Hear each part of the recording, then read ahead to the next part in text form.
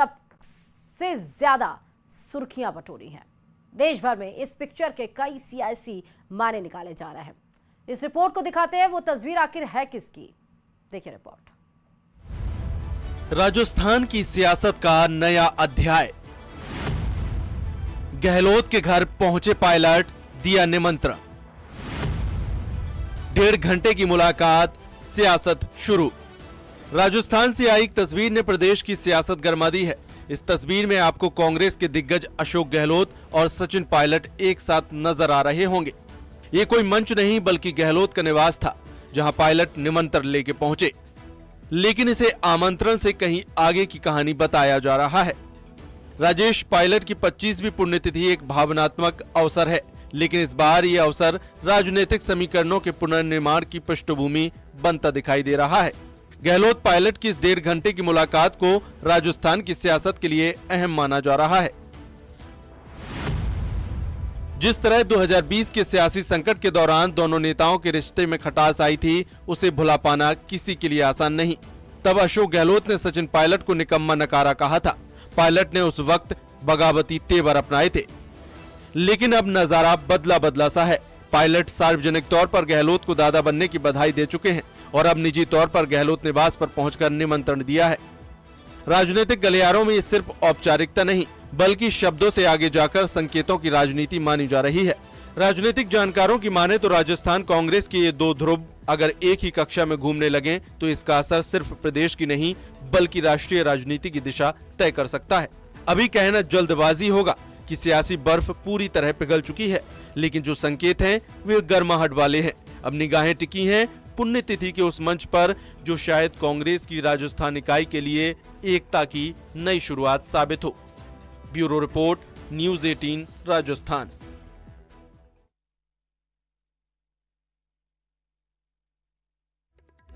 कर रही है। जी हां, राजस्व अर्जन को लेकर सीएम भजनलाल शर्मा सीएमआर में हाई लेवल मीटिंग लेंगे।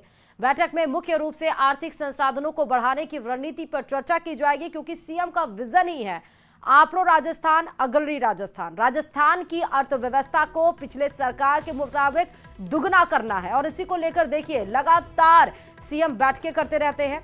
लगातार देखा आपने जिस तरह से इन्वेस्टमेंट की प्रक्रिया भी हुई, तमाम देशों में खुद मुख्यमंत्री गए, विदेशों में खुद वहां के इन्वेस्टर से बात की, इन्वेस्टर्स मीट जब हुई थी और उनको ये बताया कि राजस्थान में इन्वेस्टमेंट करने से क्या मुनाफा होगा। राजस्थान की अर्थव्यवस्था, राजस्थान का पर्यटन, राजस्थान की जो रीढ़ की हड्डी है उसको मजबूत करने पर पूरा फोकस खासकर सीएम भजनलाल शर्मा का है। इसीलिए शाम 5 बजे सीएमआर में ये हाई लेवल मीटिंग होगी। उन तमाम बिंदुओं पर चर्चा की जाएगी जो आर्थिक स्रोत से जुड़े हुए हैं। मुख्यमंत्री भजनलाल शर्मा ने आज सुबह गोविंद देव जी मंदिर में मंगला आरती के दर्शन किए और इस दौरान बड़ी संख्या में श्रद्धालु मौजूद रहे। सीएम ने प्रदेशवासियों की सुख शांति और समृद्धि के लिए प्रार्थना की। सीएम ने निर्जला एकादशी पर व्रत भी रखा, गोविंद देव जी मंदिर के दर्शन किए, मंदिर परिसर में श्रद्धालुओं से मुलाकात की, राज्य के सर्वांगीण विकास और सांस्कृतिक मूल्यों के संरक्षण का संदेश दिया।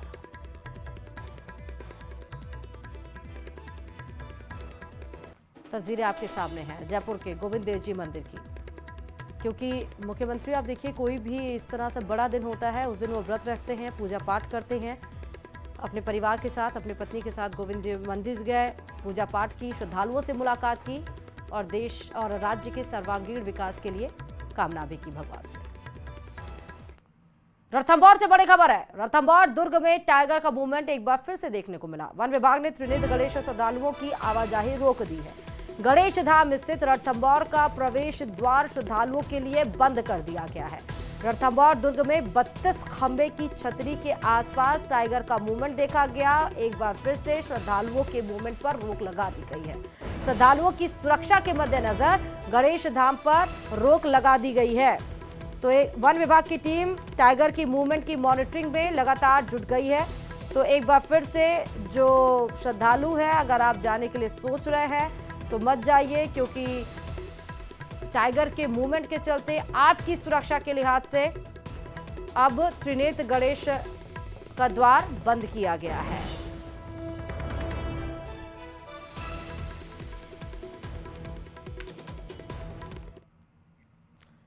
और यहाँ पर रुकते छोटे से दहेज में मनपसंद गाड़ी नहीं मिली।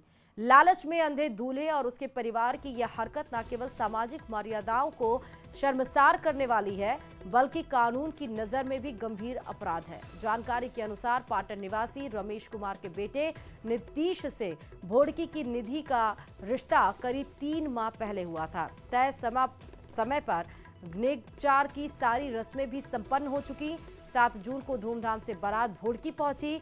घरातियों ने बारात का पूरे सम्मान से स्वागत किया, लेकिन इस बीच दूल्हा नीतीश ने अचानक लड़की पक्ष से दहेज में फॉर्च्यूनर गाड़ी की मांग रख ली। लड़की के पिता ने असमर्थता जताई तो माहौल तनावपूर्ण हो गया। गाड़ी की मांग को लेकर दोनों पक्षों में बहस के बाद विवाद इतना बढ़ गया कि मामला मारपीट तक पहुंच गया।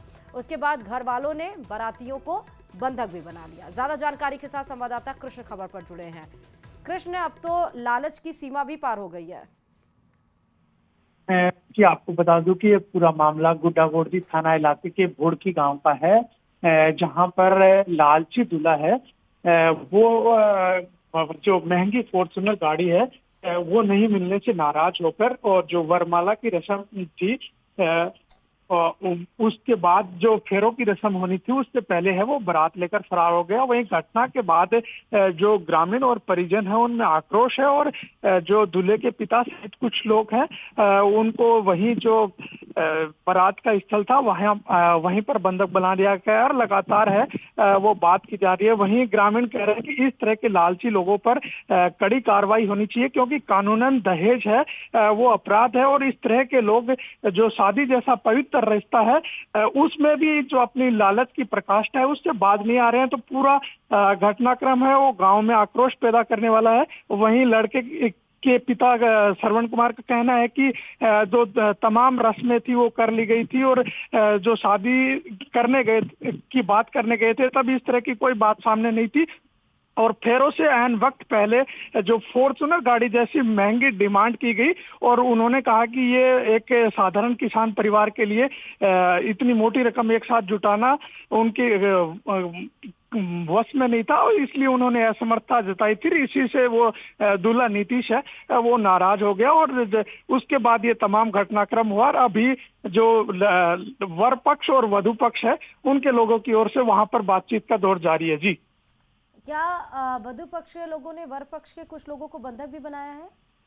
हाँ, वहाँ पर लड़के के पिता सहित कुछ बाराती हैं वो रह गए थे, क्योंकि आधे से ज्यादा बाराती हैं वो दूल्हे के साथ फरार हो गए थे और कुछ लोग जो बारात स्थल पर मौजूद थे वहीं पर वो जो ग्रामीण थे उन्होंने इस घटना के बाद आक्रोश होने के बाद उनको वहाँ पर बंधक बना लिया है और कहा जा रहा है कि अभी बातचीत का दौर जारी है और दोनों पक्षों की ओर से वहाँ पर बातचीत की जा रही है। जी ठीक है, बहुत शुक्रिया कृष्ण तमाम जानकारी देने के लिए।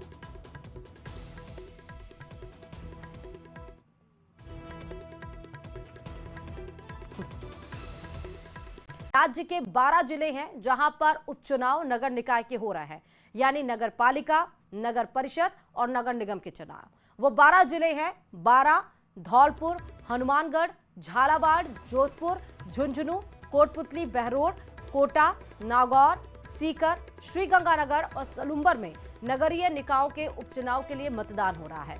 वहीं पंचायती राज संस्थाओं में खाली पदों पर भी उपचुनाव के लिए आज मतदान हो रहा है।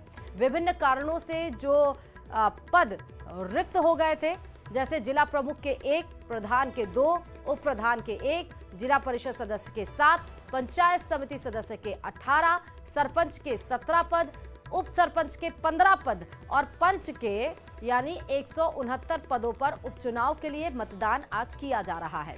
वहीं डूंगरपुर की बात कर लीजिए तो यहां पर जिला परिषद की पीठ सीट पर मतदान स्थगित हो गया है। मतदाता सूची में गड़बड़ी के चलते यहां पर चुनाव प्रक्रिया को शून्य घोषित कर दिया है, जबकि जिला परिषद सीट कुआं और आसपुर पंचायत समिति की बनकोड़ा सीट पर आज मतदान किया जा रहा है।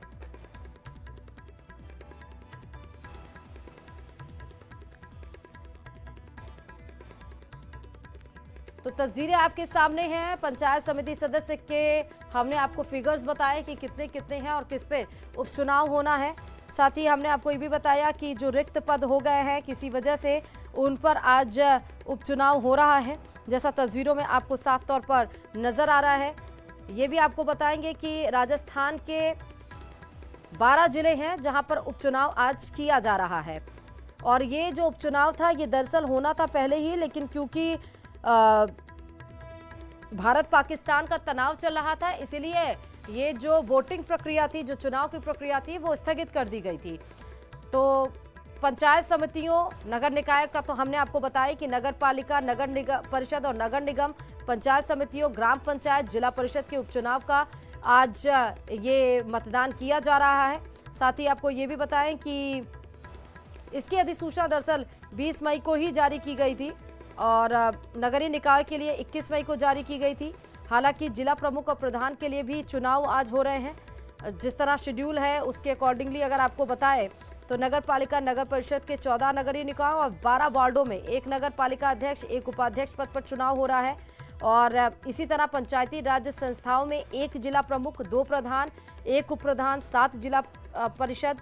और इस समय जो वोटिंग प्रक्रिया आपको नजर आ रही है कि देखिए पुख्ता इंतजाम किए गए हैं। जो मतदाता हैं वो आ रहे हैं और पोलिंग बूथ पर और अपने मताधिकार का प्रयोग कर रहे हैं, क्योंकि ये लोकल अथॉरिटीज होती हैं। देखिए आपके शहर में, आपके गांव में कोई भी आपको समस्या होती है तो आप पंचायत के पास जाते हैं, आप नगर निगम के पास जाते हैं। ये लोकल अथॉरिटीज जो कि बहुत महत्व होती है, इसलिए अपने मताधिकार का प्रयोग जरूर करिए। ज्यादा जानकारी के साथ संवाददाता नितिन इस खबर पर, विपिन इस खबर पर जुड़ चुके हैं। विपिन, आपके जिले का क्या हाल है अभी मतदान प्रक्रिया की? जी जी जी बताओ। बिल्कुल, देखिए उत्साह जो है, भले ही छोटा चुनाव है लेकिन उत्साह जो है वो लगातार बरकरार है। कह सकते हैं कि सुबह से मतदान प्रक्रिया, उसमें लोग जो है वो जोश खरोश के साथ हिस्सा लेने आ रहे हैं। और 12 जिले की बात करें तो 12 जिले में 2 सीटों पर उपचुनाव है और दोनों ही जगह जो है मतदान प्रक्रिया सुबह 7 बजे से शुरू हो गई है। चाहे गृहिणियां हो, चाहे बुजुर्ग हो, वो जो है वो हिस्सा लेने आ रहे हैं। और एक जोश, क्योंकि एक छोटा चुनाव है और ये छोटा चुनाव मानते हुए इसको महत्वपूर्ण चुनाव मान रहे हैं, क्योंकि यही वो चुनाव है जो यहाँ पर ये अपने सड़क हो, चाहे बिजली हो, चाहे पानी हो, जो छोटी छोटी समस्याएं हैं और इन समस्याओं के निराकरण के लिए ये सीधे रूप से जुड़े रहते हैं। मतलब कह सकते हैं कि एक तरह से फोन टच में रहते हैं, फोन पर टच में रहते हैं, जो अपनी समस्याओं को लगातार बता सकते हैं। तो ऐसे में लोगों के लिए चुनाव महत्वपूर्ण होता है। कोई एक ऐसा उनको जनप्रतिनिधि मिलता है जो उनकी आवाज उठा सकता हो और ऊपर तक पहुंचा सकता हो और उसका निराकरण कर सकता हो। तो शायद इसी के लिए जो है लोग जो है इस चुनाव को महत्वपूर्ण मान रहे हैं और लोग जो है मतदान केंद्र पर पहुंच रहे हैं, लगातार पहुंच रहे हैं। और चाहे महिलाएं की बात करें, बुजुर्ग की बात करें, युवा वोटर हो, वो जो है सुबह सुबह से पहुंचना शुरू हो गए, क्योंकि गर्मी का भी वक्त था। तो ऐसे में यह भी हो सकता है कि लोग जो है जितना जल्दी हो। चलिए, बहुत शुक्रिया विपिन, क्योंकि हमसे वो डिस्कनेक्ट हो गए हैं। उनके जिले का हाल उन्होंने बताया। 2 सीटें हैं जो रिक्त हैं जिसपे उपचुनाव होना है। देखिए, छोटा चुनाव है लेकिन महत्वपूर्ण चुनाव है, क्योंकि ये लोकल अथॉरिटीज हैं। जहां समस्या होती है आपको, आप अपने जिले में जाते हैं, आप नगर निगम के पास जाते हैं। आप सीकर से हमारे संवाददाता संदीप जुड़ चुके हैं। सीकर का क्या हाल है, कितनी सीटों पर उपचुनाव है? देखिए, लक्ष्मणगढ़ जो नगर पालिका है उसके वार्ड नंबर 9 के लिए आज उपचुनाव हो रहा है, जिसमें जो कि मुकाबला जो है वो त्रिकोणीय है। कांग्रेस की वंदना शर्मा है, भाजपा ने सरिता शर्मा को उतारा और निर्दलीय पूनम कंवर जो कांग्रेस और भाजपा को यहाँ चुनौती दे रही है। तो निश्चित तौर पर चुनाव जो है वो काफी रोचक होने वाला है, क्योंकि सबसे बड़ी बात यह है कि पीसीसी चीफ गोविंद सिंह डोटासरा का ये विधानसभा क्षेत्र है, उनके क्षेत्र में नगर पालिका का उपचुनाव हो रहा है। तो निश्चित तौर पर उनकी जो प्रतिष्ठा है वो भी इससे जुड़ी हुई होगी। वो हर हाल में कांग्रेस को ये सीट जिताना चाहेंगे। अब चूंकि ये तो नतीजों के बाद ही पता चलेगा कि कौन यहाँ पर भारी पड़ता है, लेकिन फिलहाल जो मतदान है वो यहाँ पर जारी है और शाम 5 बजे तक मतदान होगा और उसके बाद कल जो है उसके नतीजे घोषित किए जाएंगे। तो इस वार्ड में जो 1467 वोटर हैं वो आज अपना मतदान करेंगे और देखने वाली बात ये होगी कि कौन, कांग्रेस, भाजपा या फिर निर्दलीय, कौन यहाँ पर जो है वो जीत की जो है जीत का स्वाद है वो चखता है। जी ठीक है, जरा संदीप मुझे ये बताइएगा कि सुबह 7 बजे से ये प्रक्रिया शुरू हो गई है। अभी लगभग कितनी फीसदी या मतदान की जो प्रक्रिया है, कितने लोग आ रहे हैं, रुझान कैसा है? देखिए सुबह सुबह ही क्योंकि गर्मी का मौसम है तो निश्चित तौर पर लोग दोपहर के समय मतदान नहीं करना चाहेंगे और सुबह सुबह ठंड में हाँ। जो मतदान है उसकी रफ्तार अच्छी रही है। सुबह सुबह जो वार्ड में जो है वो कतार देखने को मिली। अभी इलेक्शन कमीशन की ओर से इसके आंकड़े जारी नहीं किए गए। थोड़ी देर बाद क्योंकि 2 घंटे बाद जो पहले जो प्रतिशत है मतदान का वो जारी होता है, तो थोड़ी देर बाद जो है इसका मतदान का जो प्रतिशत है वो जारी होगा। उसमें ये पता लगेगा कितने प्रतिशत जो मतदान हो चुका है। चूंकि एक ही वार्ड में चुनाव है तो निश्चित तौर पर पुलिस प्रशासन और तमाम जो व्यवस्थाएं हैं वो भी माकूल हैं। आमतौर पर नगरपालिका का चुनाव सभी वार्डों में एक साथ होता है तो इस तरह की व्यवस्थाएं नहीं हो पाती हैं, लेकिन एक ही वार्ड है तो सभी का फोकस इस पर है। और भाजपा के और कांग्रेस के जो नेता हैं वो भी उन्होंने भी यहाँ पर प्रचार किया है, तो निश्चित तौर पर जो चुनाव है उसके नतीजे काफी देखने वाले होंगे। जी ठीक है संदीप, आप हमारे साथ बने रहिए। दौसा से संवाददाता आशीष जुड़ चुके हैं। दौसा में कितनी सीटों पर चुनाव है आशीष, और सुबह से मतदान किस हिसाब से हो रहा है, कैसा हो रहा है? बिल्कुल, दौसा में ग्राम पंचायत सरपंच पद के लिए चुनाव हो रहा है। लाड़पुरा ग्राम पंचायत में सरपंच पद के लिए वोटिंग प्रक्रिया जारी है।